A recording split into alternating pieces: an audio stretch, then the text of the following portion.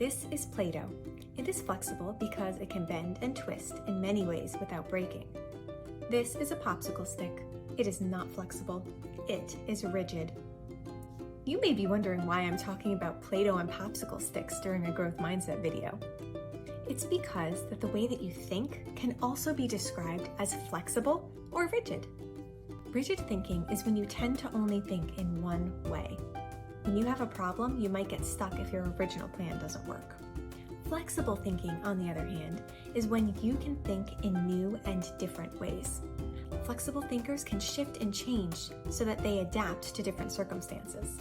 So when your first attempt to solve a problem doesn't work, you can adjust your thinking to try something else. Or if someone sees something differently than you do, you can shift to be able to see their point of view. Being flexible is helpful to us in so many ways. It allows us to embrace challenges and be open to trying new things.